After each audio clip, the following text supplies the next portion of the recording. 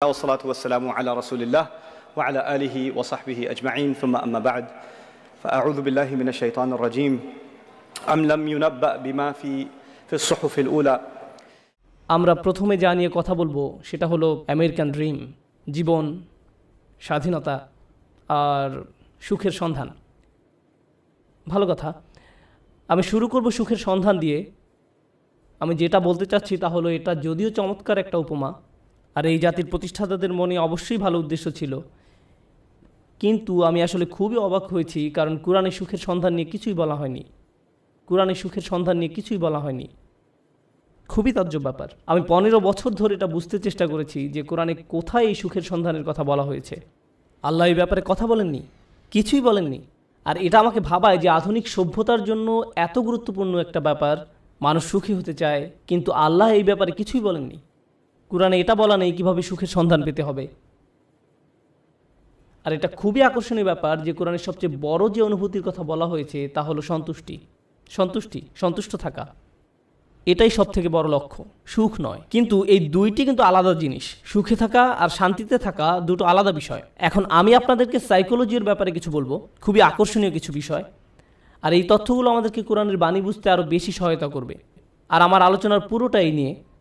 আর এই বাণীটি আছে সূরা নাজমের মধ্যে, ওয়া আল্লাইসা লিল ইনসানি ইল্লা মা সাআ, এবং মানুষ তাই পায় যা সে করে। এখন আপনারা আমার সাথে থাকার চেষ্টা করুন। সর্বপ্রথম আর সবচেয়ে ছোট যা মানুষ সন্ধান করে, বিশেষ করে তরুণ প্রজন্ম যা চায়, আমি জানি শ্রোতাদের মধ্যে মনে মনে তরুণ লোক আছেন, কিন্তু আমি এখানে যারা বয়সে তরুণ তাদের বলছি। আমি চাই আপনারা এটা বুঝতে পারুন যে সবচেয়ে তুচ্ছ কিছু যখন জীবনে সন্ধান করা হয়, তখনই আসলে সুখের সন্ধান করা হয়। এটা আসলেই সব থেকে তুচ্ছ। আমি বলছি কেন আমার এই ধারণা। যেমন শনিবারে ঘুম থেকে উঠে বাড়ির কাজ করতে ইচ্ছা করে না, তাই 12টা পর্যন্ত ঘুম দিয়ে ওঠেন আপনি। আপনার তখন কী অনুভূতি হয়? আপনি তখন সুখী হওয়া আসলে কষ্টের কিছু না। কোনো ছেলে সারা রাত ভিডিও গেমস খেললো, তার মাথা ব্যথা করে, কিন্তু যেহেতু সে গেম শেষ করতে পেরেছে তাই সে সুখী। কেউ কাজে যাওয়ার আগে ফোন পায় যে আজকে আবহাওয়া খারাপ, তাই কাজে যেতে হবে না, এতেই তারা সুখবোধ করে। সুখ পাওয়া খুবই সহজ, বিশেষ করে ছোট জিনিসের ক্ষেত্রে। অবশ্য সম্পর্কের থেকে সুখী হওয়া এর চেয়ে কঠিন। বাবা মাকে সুখী করা, অথবা বাবা মা যেন আমার উপরে খুশি থাকে, এটা করা কঠিন। আর স্ত্রীকে খুশি করা, এটা নিয়ে কথা না বলাই ভালো। আসুন আমরা এটা নিয়ে কথা না বলি। কিন্তু শুধু নিজের জন্য, যেমন আপনি একটা সিনেমা দেখলেন, আপনি এতেই খুশি। অথবা আপনার বন্ধুর সাথে দেখা হলো, আপনি খুশি। আপনি আপনার পছন্দের রেস্টুরেন্টে খেতে গেলেন, আপনি অনেক খুশি।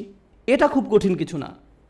কিন্তু এটা যেমন দ্রুত আসে তেমনি দ্রুত চলে যায় এবং আপনার আবার ভালো না লাগা শুরু হয়। আপনি হতাশ হয়ে যান এবং আবার সুখী হওয়ার চেষ্টা করেন। এটা অনেকটাই মাদকাসক্তির মতো, কারণ এটা আপনার সাথে সর্বদা থাকে না। আর এটাই হলো সবচেয়ে নিম্ন স্তরের সন্ধান। তাই মানুষ যখন বলে আমি শুধু সুখী হতে চাই, আমি আসলে জানি না সে কি বোঝাতে চাচ্ছে। কারণ কোনো মানুষই সবসময় সুখী নয়। আল্লাহ আমাদেরকে অনেক অনুভূতি দিয়েছেন এই জীবন অভিজ্ঞতা অর্জনের জন্য, এবং এর সবগুলোই সুস্থ জীবনের অংশ। সুখ হলো এদের একটি মাত্র। যদি আপনার আকাঙ্ক্ষা শুধু সুখী হওয়া হয়, তাহলে আমাকে বলতেই হচ্ছে যে আপনি হতাশ হবেন। সুখ কখনোই ঘটবে না, আপনি কখনোই চিরসুখী হতে পারবেন না। এটা আসলে এভাবে কাজ করে না। আমি বলছি না যে আপনাকে হতাশ হতে হবে। আমি যা বলতে চাচ্ছি তা হলো সংগ্রামও জীবনের একটি অংশ। যখন আপনি বার্ষিক পরীক্ষার জন্য প্রস্তুত হচ্ছেন, আপনি কিন্তু সুখী নন। বা 3 ঘন্টার পরীক্ষার মাঝে আপনি সুখী নন। যারা ব্যায়াম করেন তারা তাতে সুখ পান না। হ্যাঁ, ফলাফল দেখে তারা অবশ্যই সুখী হন, কিন্তু ঘাম ঝরানো পরিশ্রম করার সময় নিশ্চয়ই তারা সুখী নন। নিজের চেহারা দেখলেই বুঝতে পারবেন, ঠিক যেন সিলভেস্টার স্ট্যালোনের মতো। যাই হোক, তাহলে সবচেয়ে নিম্ন স্তরের আকাঙ্ক্ষা কি? সুখ। আসুন এবার পরের ধাপ দেখি। পরের ধাপ মানে এটা অর্জন করতে আরও চেষ্টা করতে হয়। আর আমার বর্ণনায় আমি যতই উপরের ধাপে যাব, সেটা অর্জনের জন্য ততই কষ্ট করতে হবে। তো এর পরের ধাপ হলো কুল দেখানোর আকাঙ্ক্ষা। এটা সুখের আকাঙ্ক্ষা নয়, আকাঙ্ক্ষা হলো কুল হওয়ার। কুল হওয়া মানে হলো কেউ আমাকে নিয়ে ঠাট্টা করবে না, আমি বাকি সবার মতোই হব। কেউ আমাকে নির্দেশ করে বলবে না যে তুমি এমন কাপড় কেন পরছো, এমন কথা কেন বলছো, তোমাকে এমন দেখাচ্ছে কেন, তুমি এভাবে চলো কেন, ওদের সাথে কেন মেশো, এটা কেন কিনছো, ওটা কেন করছো, গাড়ি কেন চালাও। আপনাকে আলাদা করে ভাববে, আপনি এটা চান না। আপনি যে কোনোভাবে সবার সাথে মিশে যেতে চান এবং কারো সমালোচনার বস্তু হতে চান না। আপনি অদৃশ্য হয়ে যেতে চান বাকি সবার মাঝে, যেন আপনাকে বাকি সবার মতো কুল ভাবা হয়। আর এই জন্য পরিশ্রম করতে হয়। উদাহরণ হিসাবে বলা যায়, আপনারা যারা হাই স্কুলে পড়ছেন, আপনি স্কুলে কী পোশাক পরে যাচ্ছেন সেটা আসলেই একটা বড় ব্যাপার। আপনি যখন আলমারি থেকে একটা কাপড় বের করেন বা জুতা হাতে নেন পরার জন্য, তখন আপনার মনে এই প্রশ্ন আসে যে কে আপনার পোশাক নিয়ে মজা করতে পারে। সত্যি সত্যি আপনার মনে এই ভাবনাটি আসে? অথবা আপনি যখন কাপড় কিনতে দোকানে যান, আপনার বাবা হয়তো আপনাকে টাকা দিয়েছেন কিছু কেনার জন্য, আপনি যাই কিনেন না কেন, অনেক কিছু কেনার পেছনে একমাত্র কারণ হলো যখন আপনি এইসব পরবেন তখন লোকে কি বলবে। এটাই হলো কুল হওয়ার আকাঙ্ক্ষা। বাদ বাকি 10 জনের মাঝে মিশে যেতে হলে আপনাকে পরিশ্রম করতে হবে। এমন কিছু করা খুব সহজ যাতে মানুষ আপনাকে আজব ভাববে, কিন্তু বাকি সবার মতো চলতে গেলে কিছু কাজ করতেই হবে। অনেক তরুণকে এই জন্য নিজের পছন্দ বাদ দিতে হয়, তাদের এমন অভিনয় করতে হয় যা আসলে তারা নয়। আমি কিছু তরুণকে চিনি, ধরুন 14-15 বছর বয়স। একজনের কথা মনে আছে, সে বেসবল টুপি পরতো কারণ এটা তখন ফ্যাশন ছিল, তার প্যান্ট ঝুলে থাকতো। সে আমার কাছে এসে কান্না শুরু করলো। আমি তার কাছে বসলাম আর সে আমাকে বলল, আমি এমন কাপড় পরতে পছন্দ করি না, আমি এটা ঘৃণা করি। কিন্তু আমি যদি এমন না করি তাহলে বাকিরা আমাকে নিয়ে মজা করে, আমি তাই বাধ্য হয়ে এমন করি। আমি গালি দিতে পছন্দ করি না, কিন্তু প্রায় গালি দেই যখন স্কুলে থাকি, কারণ আমাকে বাকিদের মতো হতে হবে। তাহলে সবচেয়ে তুচ্ছ আকাঙ্ক্ষা হলো সুখের আকাঙ্ক্ষা। এর পরের ধাপ হলো কুল হওয়ার আকাঙ্ক্ষা। এর পরের পর্যায়ে কি? জনপ্রিয় হওয়ার আকাঙ্ক্ষা। আমি সবার মাঝে মিশে যেতে চাই না, আমি সবচেয়ে জনপ্রিয় হতে চাই। আমি এমন হতে চাই যেন সবাই আমার বন্ধু হতে চায়, এমন হতে চাই যেন সবাই লাঞ্চের সময় আমার কথা শোনে। আমি এমন হতে চাই যেন কেউ আমাকে নিয়ে মজা করার আগেই যেন আমি তাদেরকে নিয়ে মজা করতে পারি। আর প্রায় সময় আপনারা দেখবেন যে স্কুলে যেসব বাচ্চারা জনপ্রিয়, তাদের জনপ্রিয়তার কারণ হলো তারা অন্যদেরকে নিয়ে মজা করে, আর সবাই তাদের ভয় পেয়ে তাদের কথা মতো চলে, যেন তারা কেউ পরবর্তী শিকারে পরিণত না হয়। যদিও আমি এখানে অল্প বয়স্কদের কথা বলছি, কিন্তু এমনটা প্রাপ্তবয়স্কদের ক্ষেত্রেও হয়, অবশ্যই হয়। আমাদের আঙ্কেল আন্টিদের ক্ষেত্রেও হয়ে থাকে, কোনো সন্দেহ নেই। জনপ্রিয়তার মানে হলো আমি চাই সবাই আমাকে নিয়ে কথা বলুক, আমি সবার মনোযোগের কেন্দ্রে থাকতে চাই, আমি চাই সবাই আমাকে নিয়ে মন্তব্য করুক। আমি কোনো ছবি পোস্ট করব, টুইট করব, ভিডিও বানাবো, যা কিছুই করি মানুষ যেন আমাকে নিয়ে কথা বলে। যখন আমাকে নিয়ে কথা বলা কমে যাবে তখন আমাকে নতুন কিছু আবার করতে হবে যেন মানুষ আমাকে নিয়ে মেতে থাকে। জনপ্রিয়তার আকাঙ্ক্ষা খুবই আজব একটি জিনিস, কারণ এর কারণে মানুষ নিজেই নিজের অপমান করে। যেমন মিউজিক ইন্ডাস্ট্রিতে যখন এমন হয় কোনো শিল্পীর গান খুব হিট করলো, সবাই সেই গান ডাউনলোড করলো, তারপর যখন তার জনপ্রিয়তা কমে গেল তখন তাকে নিজেকে অপমানিত করতে হবে, নোংরা ভিডিও বানাতে হবে বা কোনো কাহিনী তৈরি করা যেন পত্রিকাগুলো তাকে নিয়ে মেতে থাকে।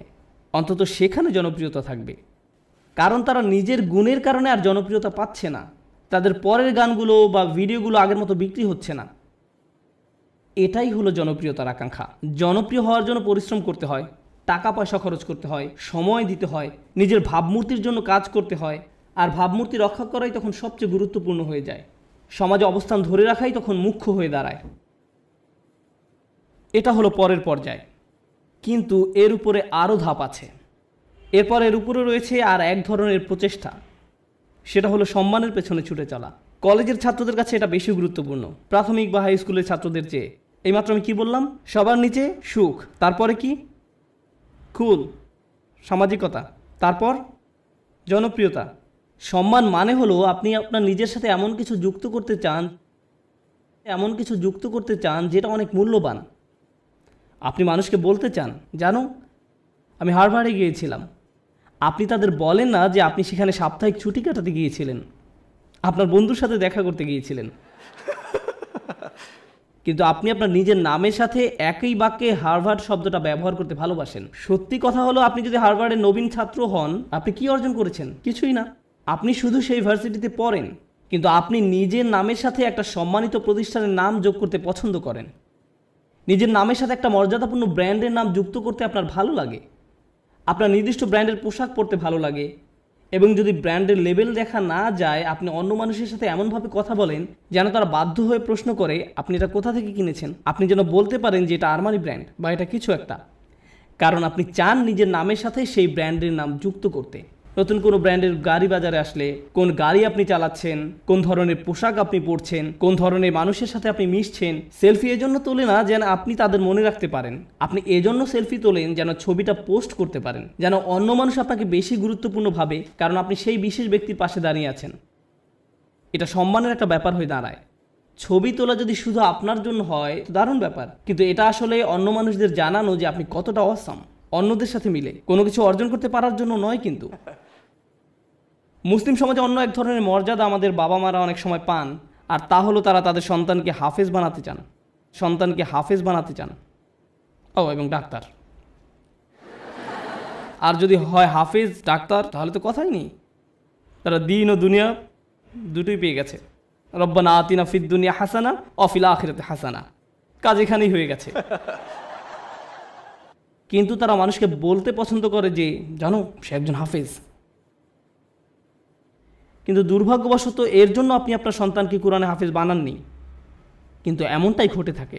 আমরা এখন কোন পর্যায়ে আছি? সম্মান। এটা অনেক বড় ব্যাপার হবে যখন আপনি আপনার প্রথম চাকরিটা পাবেন, হয়তো মাইক্রোসফট বা অন্য কোথাও, কে জানে। ধরেন আপনি বড় কোথাও চাকরি পেলেন, হয়তো গুগলে।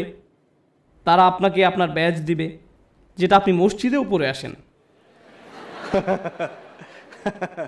যেন কেউ প্রশ্ন করে যে তুমি কি অনেক বেশি গুগল ব্যবহার করো যে তারা তোমাকে একটা বিশেষ ব্যাজ দিয়েছে, আর আপনি তখন বলার সুযোগ পান না না আমার সেখানে চাকরি হয়েছে।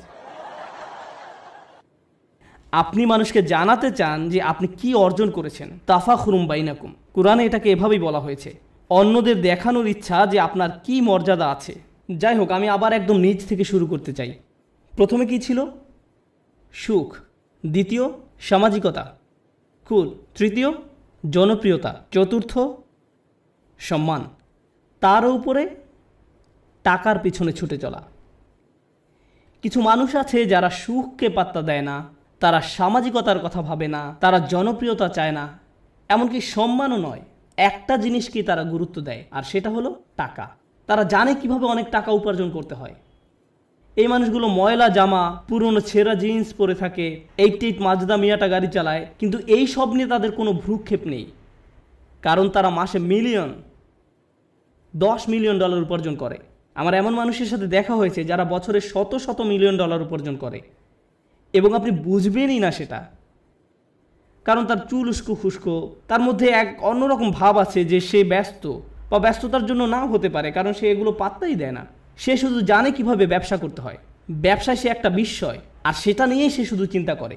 সে খালি এটাই চিন্তা করে যে বিক্রয় কিভাবে বাড়ানো যায়, কিভাবে ব্যবসার আরও সম্প্রসারণ হবে, কিভাবে আমি নতুন ওয়্যার হাউস খুলবো। সুবহানাল্লাহ, তারা অবিশ্বাস্য ধরনের মানুষ। যাই হোক, ময়ের উপরে উঠলে কি আরও কঠোর পরিশ্রম করতে হয়। সুখী হতে কোনো পরিশ্রম করতে হয় না, সবার মতো হতে কিছু পরিশ্রম করতে হয়, জনপ্রিয় হতে আরও কিছু কাজ করতে হয়, সম্মান বা সম্মানিত কিছুর সাথে জড়িত হওয়ার জন্য আরও শ্রম দিতে হয়, অনেক টাকা কামাতে হলে অনেক শ্রম দিতে হয়। এক অবিশ্বাস্য রকমের কর্মস্পৃহা লাগে, তারা কোনো বিরতি নেয় না।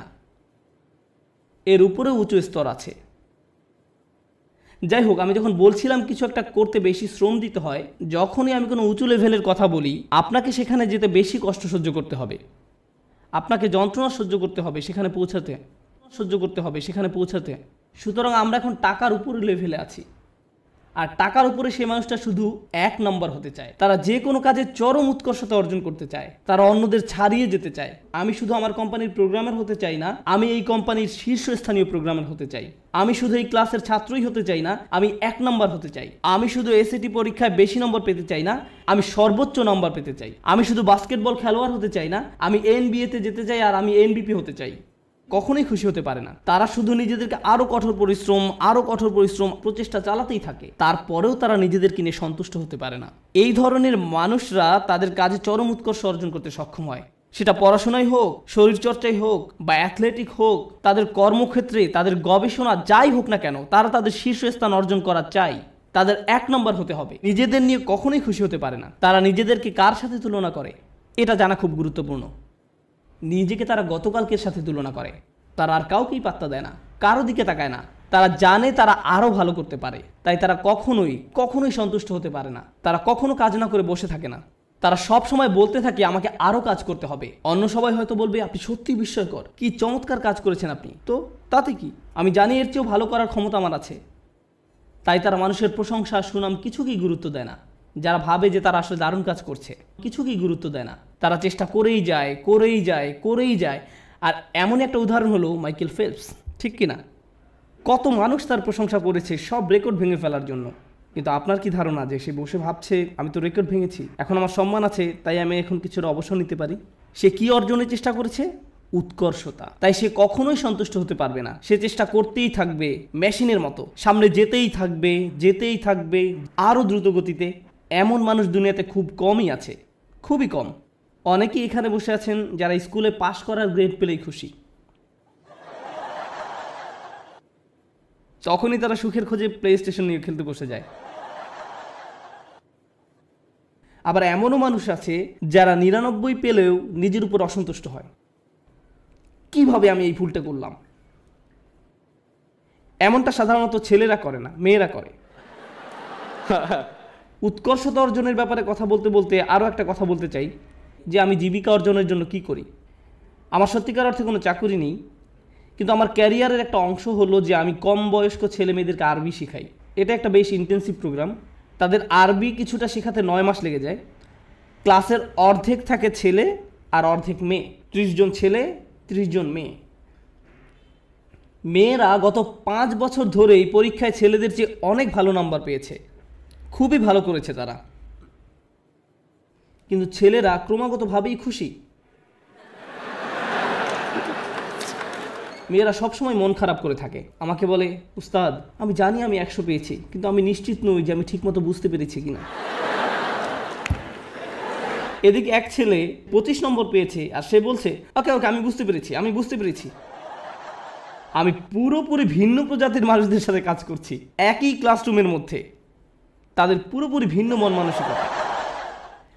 তাই আমার ছেলেদের বলতে হয় যে মন দাও, অপদার্থ কোথাকার, তুমি বোঝোনি, কিছু কাজ করো। আর এদিকে মেয়েদেরকে আমার বলতে হয় শান্ত হও শান্ত হও, তুমি ঠিকই বুঝতে পেরেছ।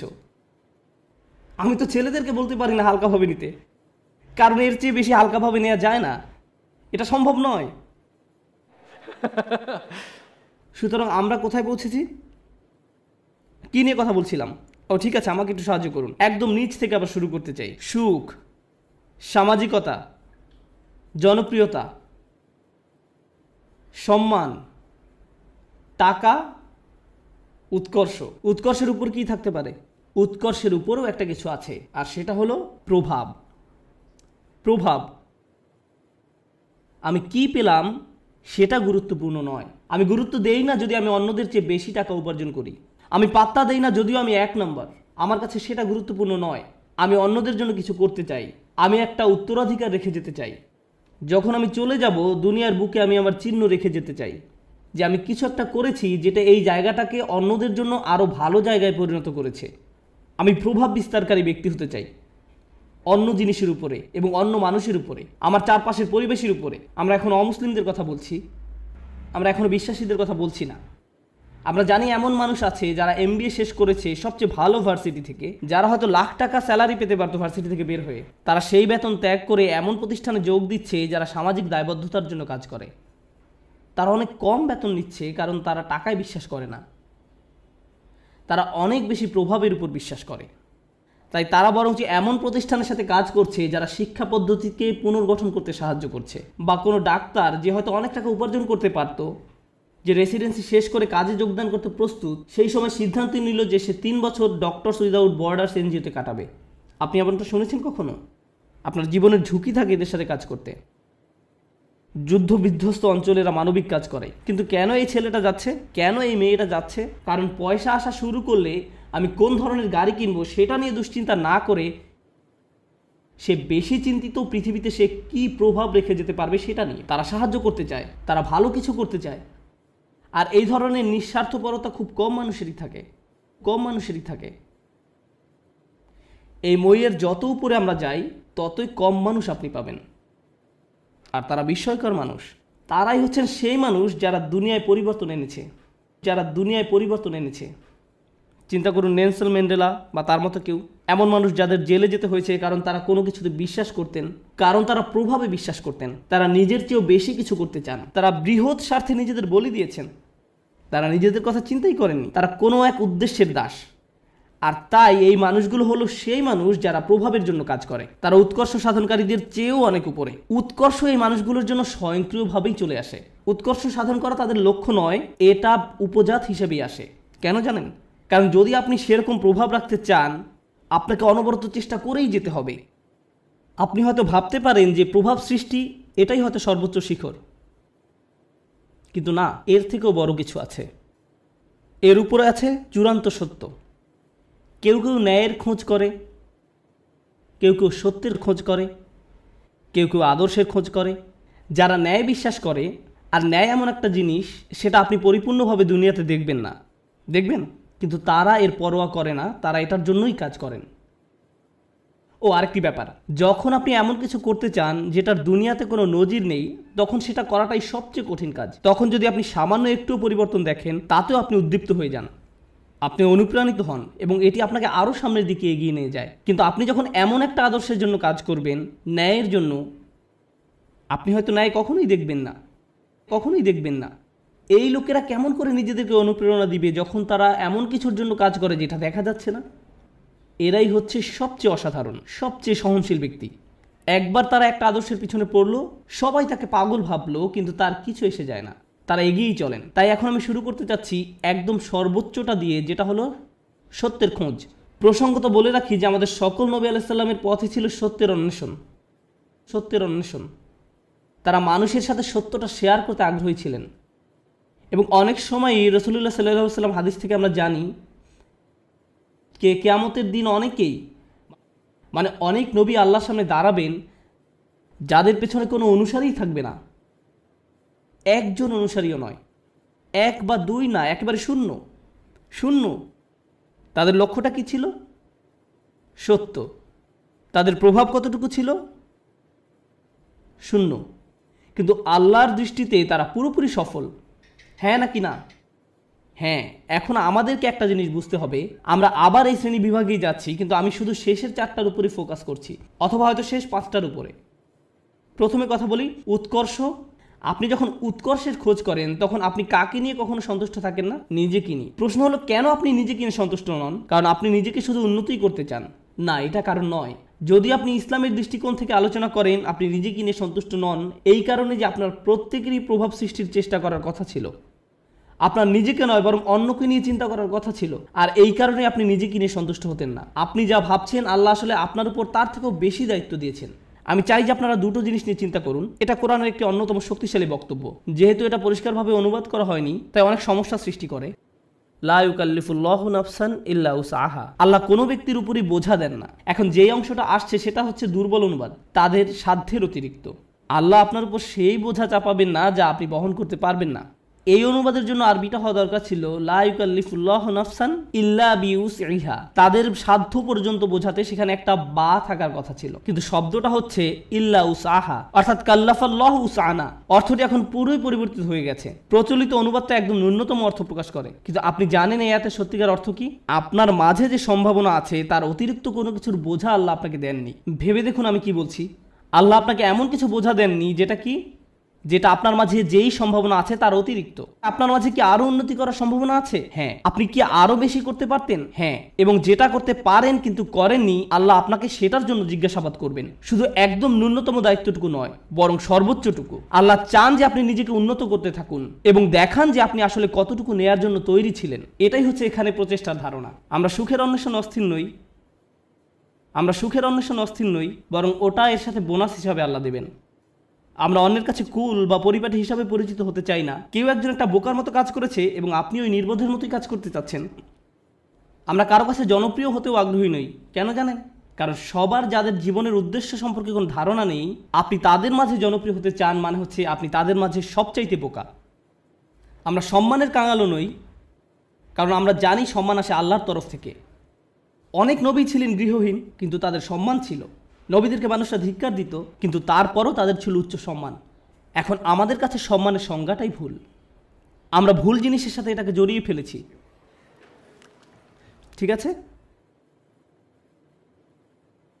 যখন উৎকৃষ্ট হবার চেষ্টা করার ব্যাপার আসে, আমাদের মুসলিমদের মাঝারি ধরনের জিনিসে সন্তুষ্ট হবার অবকাশ নেই, কোনো সুযোগ নেই। আপনি একজন মুসলিম হিসেবে নিজেকে আরও উন্নত করার জন্য ক্রমাগত চেষ্টা করতে থাকবেন।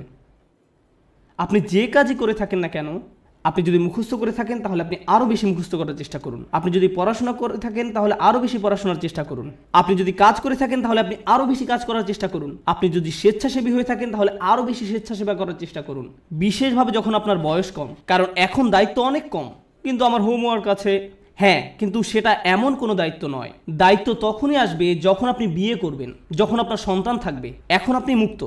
এখন আপনার যে স্বাধীনতা আছে সেটা জীবনের আর কোনো পর্যায়েই থাকবে না। পেছনে বসে ভিডিও গেমস খেলার সময় নয় এটা। এখন শুধু বসে থেকে মুভির পর মুভি দেখা, মুভির পর মুভি দেখার সময় নয়। এখন সময় নয় যে নতুন অ্যাভেঞ্জার্স বা এরকম কিছু নিয়ে আপনি ব্যস্ত থাকবেন। এটা সেই সময় নয়। পুরো পৃথিবী অপেক্ষা করছে আপনি কী প্রভাব ফেলবেন দুনিয়াতে সেটার জন্য। আপনি এমনি এমনি বসে সময় নষ্ট করতে পারেন না। অন্যরা করতে পারে, ভালো, তাদের কোনো বৃহত্তর লক্ষ্য নেই, কিন্তু আপনাকে হতে হবে শ্রেষ্ঠ, কারণ আপনি এখন থেকেই প্রভাব সৃষ্টি করা নিয়ে চিন্তা করেন। দর্শকদের মাঝে বসে থাকা প্রত্যেক তরুণ ছেলে এবং মেয়ের চিন্তা করা উচিত, আল্লাহ আমাকে কি দিয়েছেন, আমাকে আল্লাহ কোন গুণটি দিয়েছেন, এবং এই গুণটি দিয়ে আমি দুনিয়াতে কি পরিবর্তন আনতে পারি, এই গুণ দিয়ে আমি কি করব। আর আপনি যখন এটা নিয়ে চিন্তা করবেন তখন আপনি সত্যিকারভাবে বুঝতে পারবেন আপনি কিসের জন্য কাজ করছেন। আপনি কাজ করছেন আল্লাহর সাথে দেখা হবার স্বপ্ন নিয়ে, এবং সেটাই হচ্ছে আমাদের আসল সত্য। আপনি আল্লাহকে এটা দেখাতে চান যে আপনি আপনার সামর্থ্যের মধ্যে যা আছে তার সবটুকু করেছেন। সবচেয়ে ভালো ঘুমের অভ্যাস আপনার থাকা উচিত, সবচেয়ে ভালো খাবার, সবচেয়ে ভালো ব্যায়াম করার অভ্যাস আপনার থাকা উচিত। আপনার হওয়া উচিত সবচেয়ে ভালো ইবাদতকারী। আপনার হওয়া উচিত সবচেয়ে পড়াশোনায় উন্নত। আপনার জীবনে আপনি যা যা করে থাকেন প্রত্যেকটি কাজে আপনার উৎকর্ষ অর্জনের চেষ্টায় রত হতে হবে। আপনার বাজে জাঙ্ক খাবার খাওয়ার অভ্যাস ত্যাগ করা উচিত। আপনি এমন কেউ হবেন না যারা অযথা ঘুরে ফিরে আড্ডা দিয়ে সময় নষ্ট করে। আপনি অবশ্যই অবসর কাটাবেন, কিন্তু এমনকি যখন আপনি খেলবেন তখনও সবচেয়ে ভালো খেলুন। স্কুলের বা কলেজের অন্য ছেলেরা যখন তাকে দেখবে তারা বলবে আমি এর মতো হতে চাই। তার সব কিছু অসাধারণ, তার সব কিছুতেই সে চ্যাম্পিয়ন। আপনাদের তেমন লোক হওয়া উচিত। উম্মার এরকম লোক দরকার, শ্রেষ্ঠ লোক, এবং এ ধরনের লোকেরাই প্রভাব সৃষ্টি করতে পারে। আরেকটি ব্যাপার কি জানেন, আমাদের বাবা মায়েরা খুবই দুঃখজনক, কারণ তাদেরকে কখনো এটা শেখানো হয়নি। তারা কখনো এই যে সিঁড়িটা এর সাথে পরিচিত হননি। তাদের কাছে সর্বোচ্চ শিখর মানে হচ্ছে সম্মান, আর এর উপরে গেলে টাকা পয়সা। তাই আপনাদেরকে নিয়ে তাদের একমাত্র চিন্তা হচ্ছে সম্মান আর অর্থ। একটা চাকরি খোঁজো যেন তুমি সম্মান পেতে পারো। আর আমরা বলতে পারি আমাদের ছেলে একটা চাকরি করে, সে ডাক্তার, সে এটা, সে ওটা, আর হয়তো আমাদের এক সময় অনেক টাকাও হবে আর আমরা সেটা মানুষকে দেখাতে পারবো। শেষ। এটাই তাদের একমাত্র চিন্তা। আর তারা সবসময় জিজ্ঞাসা করে তুমি কোথায় কাজ করবে, কেমন করে তুমি আরো টাকা রোজগার করবে, কখন আমরা বাড়ি কিনবো। সবকিছুই শেষ হয় সম্মান এবং অর্থতে গিয়ে। কিন্তু জীবনে এর উপরেও কিছু আছে। অর্থের উপরে কি? টাকা পয়সা, উৎকর্ষ। কে আপনাকে উৎকর্ষ বা শ্রেষ্ঠত্ব অর্জনের দিকে ধাবিত করবে? আমরা শুধু অর্থ এবং সম্মান নিয়ে চিন্তা করতে করতে জীবন শেষ করে ফেলি। মুসলিমদের মাঝে কত ছেলে মেয়ে ডাক্তার হয়েছে, আমি সবসময় তাদের উদাহরণটাই দিই, কারণ এদেরকেই সবচেয়ে বেশি হতাশ দেখি আমি। তারা ডাক্তার হয়েছে শুধুমাত্র এই কারণে যে তাদের মা বলেছে কিংবা বাবা বলেছে। আমি কখনোই আমার কোনো সমস্যা হলেও এরকম ডাক্তারের কাছে যেতে আগ্রহী নই। আমি বরং এমন কারো কাছে যাব যে ডাক্তার হয়েছে কারণ তারা মানবতার সেবা করতে চায়। তারা তাদেরকে নিয়ে চিন্তা করে। তারা দুর্নীতিগ্রস্ত ইন্স্যুরেন্স কোম্পানি থেকে পরবর্তী টাকা আসার অপেক্ষা করে না। তারা আসলে মানবতা নিয়ে চিন্তিত। আমি এ ধরনের ডাক্তারের সাথে সম্পর্ক রাখতে, নিজে এবং বাচ্চাদেরকে নিয়ে যেতে আগ্রহী। প্রভাব সৃষ্টিকারী ব্যক্তি। এখন এই ব্যাপারে আমার শেষ কথা, লাইসা লিল ইনসানি ইল্লা মা সা। মানুষের কিছুই থাকবে না শুধুমাত্র তারা যে চেষ্টা করেছে তা ছাড়া। আবার শুরু করি। সুখের সন্ধান, কুল, সামাজিক বা পরিবারটি হওয়ার বাসনা, জনপ্রিয় হবার আকাঙ্ক্ষা, সম্মান পাবার আকাঙ্ক্ষা, অর্থপ্রাপ্তির আকাঙ্ক্ষা, উৎকর্ষ লাভের আকাঙ্ক্ষা, প্রভাব সৃষ্টিকারী হবার ইচ্ছা এবং সত্য পাবার প্রচেষ্টা। জানেন আল্লাহর কাছে সবচেয়ে মূল্যবান কোনটি? এই সব কিছুর মাঝে আল্লাহর কাছে সবচেয়ে প্রিয় হচ্ছে আপনার প্রচেষ্টা। অর্থ নয়, প্রভাব না, শ্রেষ্ঠত্ব না, এই সব কিছুই আসবে, কিন্তু আল্লাহ আপনার কাছ থেকে যেটা দেখতে চান সেটা হচ্ছে প্রচেষ্টা। আমি আপনাদের বলেছি নবী আলাইহিস সালামদের কথা, যারা শেষ বিচারের দিন আল্লাহর সামনে দাঁড়াবেন কতজন উম্মত নিয়ে? 0। কিন্তু তারপরেও আল্লাহ তাদেরকে জান্নাতের সর্বোচ্চ আসনে আসীন করবেন, কারণ আল্লাহ সম্মান জানাবেন তাদের প্রত্যয়কে, তাদের প্রচেষ্টাকে, তাদের চারিত্রিক দৃঢ়তাকে। তারা কঠিন সময়ে পড়েছিলেন এবং তারা সেটা মোকাবেলা করেছেন। যদি আপনি নূহ আলাইহিস সালামের প্রতি বছরের একটা প্রোগ্রেস রিপোর্ট দেখতে চান, চলুন একটা গ্রোথ চার্ট বানিয়ে দেখি কতজন মানুষ মুসলিম হয়েছে প্রতি বছর, যেমনটা করা হয় প্রতি বছর প্রতিবেদনে। কতজন মানুষ মুসলিম হয়েছে প্রতি বছর? 950 বছর। চার্ট নিশ্চয়ই ঊর্ধ্বমুখী ছিল না, বরং সেটা ছিল অপরিবর্তনশীল, এমনকি কখনো কখনো হয়তো নিম্নমুখীও ছিল। কেউ হয়তো ইসলামের খুব কাছাকাছি এসেছে, আবার দূরে সরে গেছে। এর মানে কোনো প্রভাব তৈরিই হয়নি। আমরা নূহ আলাইহিস সালামের কোন জিনিসটাতে এত সম্মান করি? ক্রমাগত এবং ক্রমাগত প্রচেষ্টা। আমাদেরকে হতে হবে ক্রমাগত প্রচেষ্টারত এবং প্রত্যয়ী মানুষ। আল্লাহর সামনে দাঁড়ানোর মতো কিছুই থাকবে না যদি আমাদের এই প্রচেষ্টাটুকু না থাকে। তরুণরা দয়া করে মনোযোগ দিয়ে শুনেন আমি কি বলছি। একটু চিন্তা করো, তোমার জীবনের সার্থকতা কোথায়? যদি তোমার জীবন মানে হয় শুধু একটা ভিডিও গেম থেকে অন্য ভিডিও গেম, যদি তোমার জীবন মানে হয় শুধু টিভি শোয়ের একটা পর্ব থেকে অন্য পর্ব, তুমি কিসের জন্য চেষ্টা করছো? এতে কি আসে যায় যদি তুমি একটা ভিডিও গেমে ট্রফি জিতো অথবা 100% সিনক্রোনাইজেশন পাও? এতে কি আসে যায়? কি এমন হবে এতে? পৃথিবীর জন্য তা কোনো পরিবর্তনই আনবে না। তুমি কতগুলো পুশ আপ করতে পারো এটা কেউ গুরুত্ব দেয় না। তোমাকে এর চেয়ে বেশি কিছু চিন্তা করতে হবে, এর চেয়ে বড় উচ্চ মর্যাদাশীল কিছু চিন্তা করতে হবে। এবং যখন তুমি সেটা করা শুরু করবে, আল্লাহ তোমাকে সুখ দিবেন। যখন তুমি সত্যিকার অর্থেই চেষ্টা করবে, জীবনটা তখন অর্থবহ হবে। আর জীবনটা যখন অর্থবহ হবে, সুখ এবং আনন্দ এনে দেবে। যখন তোমার জীবনে কোনো প্রচেষ্টা থাকবে না, তখন জীবনের কোনো অর্থ তুমি খুঁজে পাবে না। তুমি তখন কোনো কিছুতেই কোনো সুখ বা আনন্দ খুঁজে পাবে না। তুমি যতই গান শোনো, তুমি যতই ঘুরতে বেড়াতে যাও, যতই পার্টি করো, তোমার জীবনে কখনোই সুখের দেখা পাবে না। তোমার সব সময় বিরক্ত লাগবে, নিজের কাছে নিজেকে ভালো লাগবে না।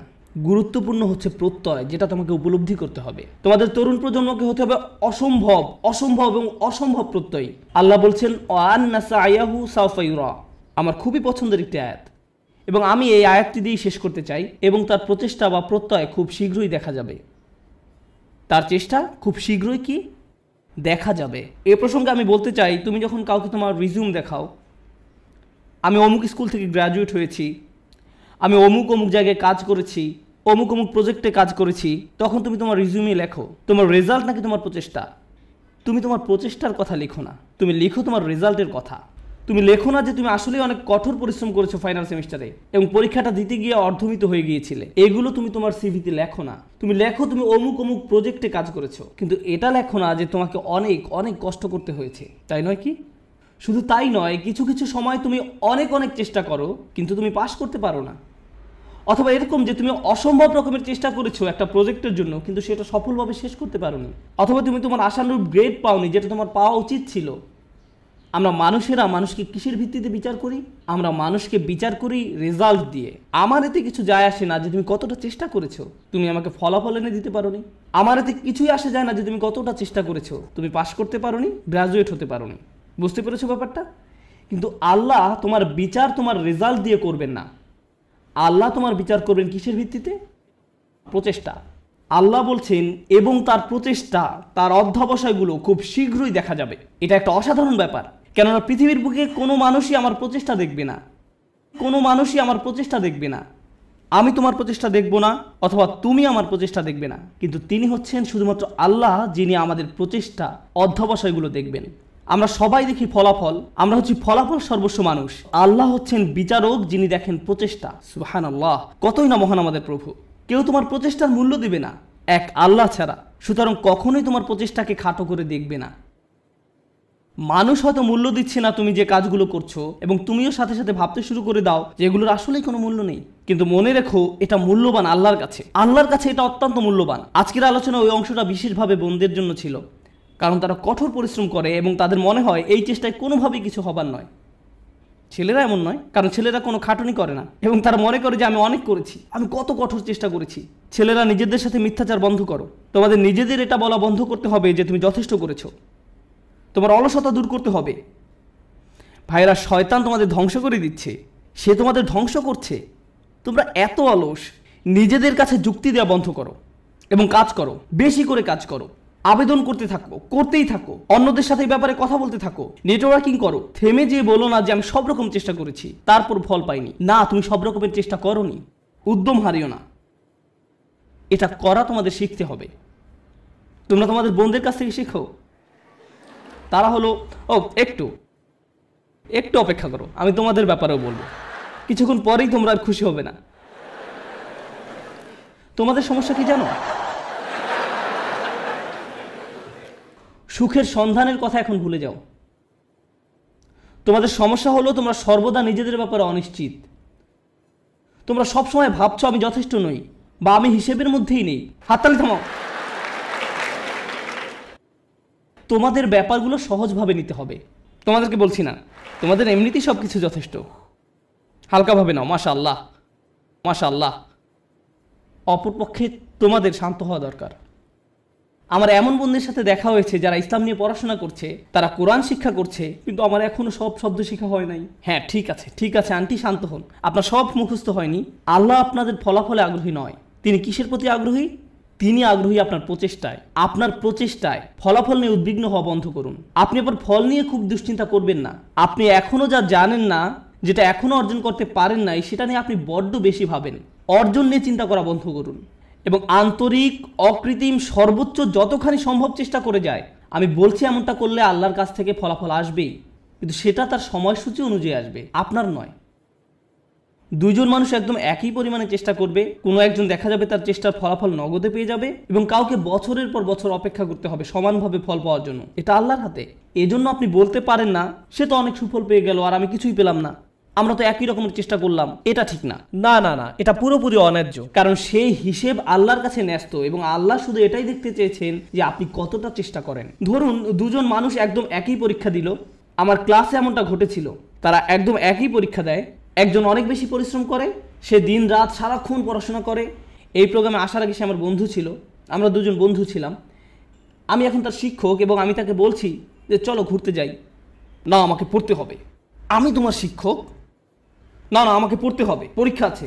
আমি তোমার পরীক্ষা সহজ করে নিব, আমি তোমাকে অতিরিক্ত ক্রেডিট দিব।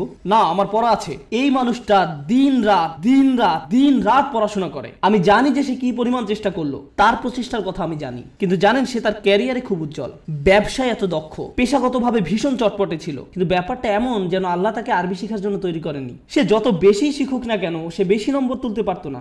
কোনো মতো পাশ করতো, কোনো মতেই পাশ করতো প্রতিবারই। আর তার পাশের ছেলেটাই অতিরিক্ত প্রতিভাবান, আমার দেখা সবচেয়ে অলস এক মানুষ। সে ক্লাসে সারাক্ষণ ঘুমাতো, কিন্তু সে প্রত্যেকবারই 99 বা 100 পেত। এতে আমার খুবই রাগ হতো।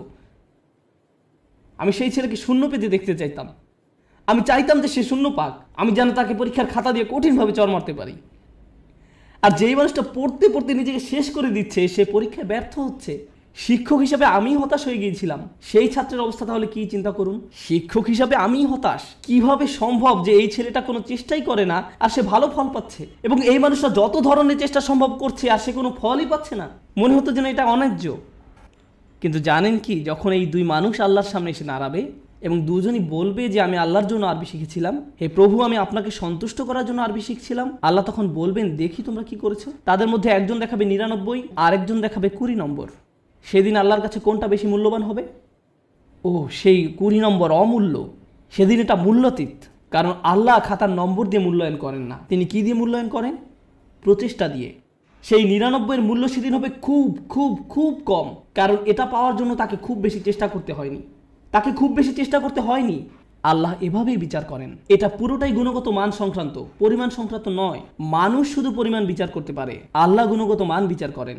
আপনি এখন যা করছেন তার মান বিচার করুন, আপনার যাপিত জীবনের মান নির্ণয় করুন, আপনি যেই দিনটা পার করলেন তার মান, সকালে কি ধরনের নাস্তা আপনি খেয়েছেন, আপনি কার সাথে কথা বলেছেন, আপনি কিভাবে সময় ব্যয় করেছেন, আপনি কি করেছেন, আপনার দিনের মান কেমন ছিল, সেটা আগে ঠিক করুন। এবং ইনশাআল্লাহ তাআলা তবে এই উম্মতের ভবিষ্যৎ খুব উজ্জ্বল। কারণ আপনি একবার যদি পরম সত্যের ব্যাপারে চিন্তা করা শুরু করেন এবং আপনি প্রভাব নিয়ে চিন্তা করা শুরু করেন, তবে এই ঘর থেকে নতুন চিন্তা ভাবনা আসা শুরু করবে, সৃজনশীলতা আসা শুরু করবে, নিত্য নতুন প্রজেক্ট আসা শুরু করবে, যেটা ক্রমান্বয়ে দুনিয়াকে বদলে দিতে পারে, সেটা দুনিয়াকে প্রভাবিত করতে পারে যেমনটা আর কখনো করেনি। মুসলিম তরুণ সম্প্রদায় এটা করতেই সক্ষম। মুসলিম তরুণরা এটা করতে সক্ষম যখন তারা সঠিক সাধনার জিনিসটি খুঁজে পায়। আল্লাহ আযজা ওয়া জাল্লা এই মানুষগুলোকে, এই তরুণ সম্প্রদায়কে, এই উম্মতের বীর পুরুষ করুন যারা সঠিক সাধনার সন্ধান করে। পরবর্তী প্রজন্ম এসে যেন বলে আমি তাদের হারাতে চাই, তারা ছিল যেন স্বর্ণতুল্য মানদণ্ড। বারাকাল্লাহু লি ওয়া লাকুম। আসসালামু আলাইকুম ওয়া রাহমাতুল্লাহি ওয়া বারাকাতুহু।